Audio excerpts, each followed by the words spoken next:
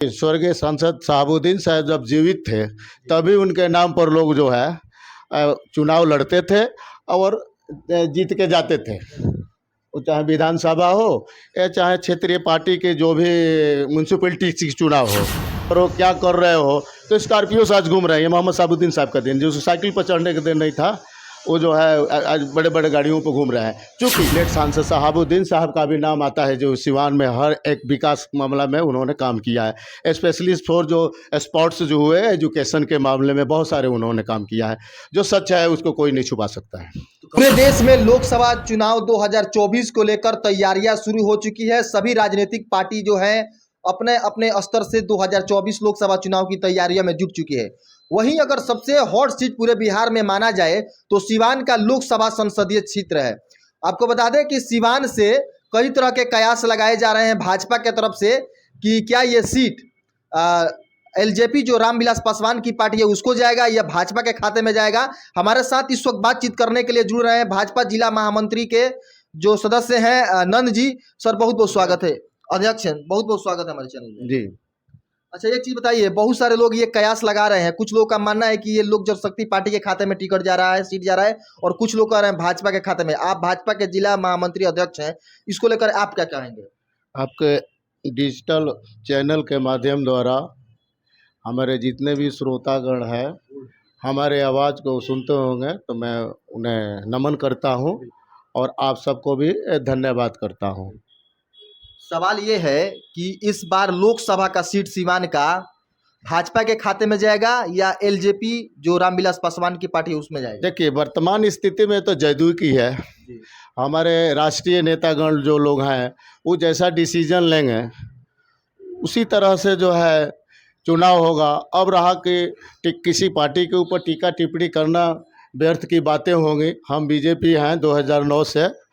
अगर और हमारी पार्टी अलायंस जो है, हम आरबी पासवान के जो हमारे लेट आरबी पासवान के जो लड़के हैं श्री चिराग पासवान जी, हमको ये सुनने में आ रहा है, ऐसा मेरा अपना सोच है कि अगर वो हमारे पार्टी में तो ऑलरेडी अलायंस है ये हैं, अगर उनको जो है टिकट में अगर उनको सरकार प्रोवाइड करती है, हमारी पार्टी उनको अगर सिवान जिले के प्रोवाइड करती है तो संभवतः जो है हमारे जो है मैडम हिना साहब को टिकट मिलेगा।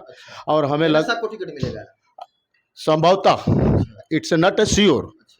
अगर आरबी पासवान जी की पार्टी जो है ना, यहाँ पे चिराग पासवान जी की पार्टी अगर यहाँ पे अलायंस से लड़ती है तो संभवतः उनको टिकट मिलेगा। बहुत बड़ा बयान दे रहे हैं आप, चूंकि आप भाजपा के जिला महामंत्री अध्यक्ष हैं सिवान के, तो कहीं ना कहीं बहुत बड़ा बयान होगा, सिवान के राजनीतिक गलियारों में खलबली मच जाएगा।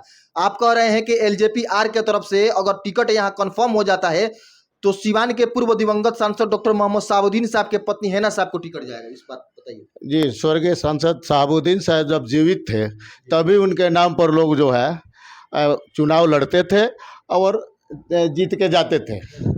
वो चाहे विधानसभा हो या चाहे क्षेत्रीय पार्टी के जो भी म्यूनसिपलिटी की चुनाव हो।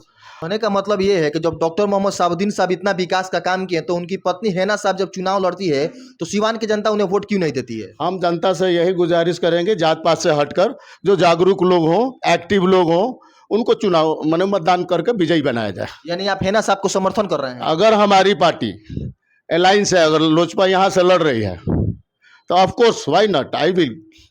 यानी आप हैना साहब को समर्थन देंगे? जब हमारी पार्टी अलायंस हो जाएगी यहाँ पे तो हम उनको जरूर वोट देंगे, क्यों नहीं मतदान देंगे, मतदान करेंगे। ये तो हमारे क्या बोलते हैं पार्टी के साथ गद्दारी की बात हुई कि जब हमारी पार्टी अलायंस कर दी है तो हिना साहब को क्यों नहीं वोट देंगे, उनके अंदर क्या कमी है बताइए। एक चीज और बताइए, सवाल एक और बहुत इंपॉर्टेंट ये हो जाता है कि तो वो ओम प्रकाश यादव जी हैं वो कैसे, तो फिर बागी हो जाएंगे अगर एलजेपी से मिलता है तो? ये तो उनका निजी ओपिनियन है।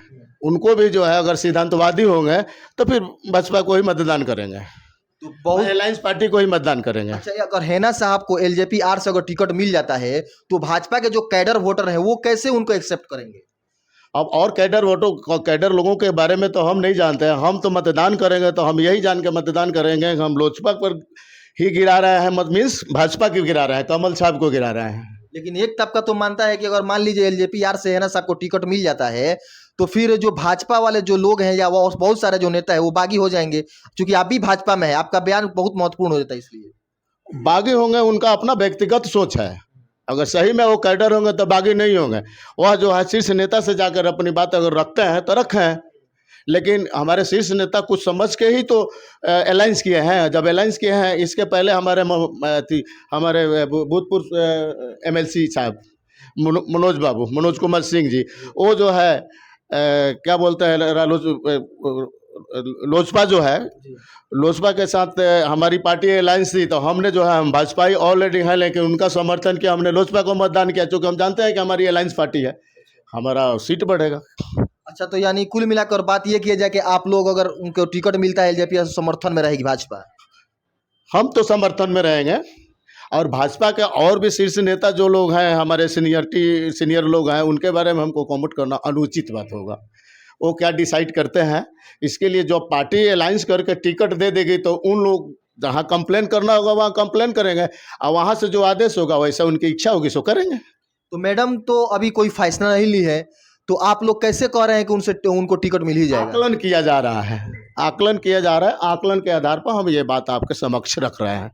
ये निजी अपना मामला है कि किस पार्टी में से आकलन किया जा रहा है, और कुछ पब्लिक की आवाज़ें आ रही हैं कि संभवतः जो है मैडम लोजपा ज्वाइन कर सकते। तो एक चीज़ बताइए, अगर एलजेपी आर में आ जाती हैं तो महागठबंधन के लिए जो आरजेडी कहें, आरजेडी को बहुत बड़ा नुकसान होगा।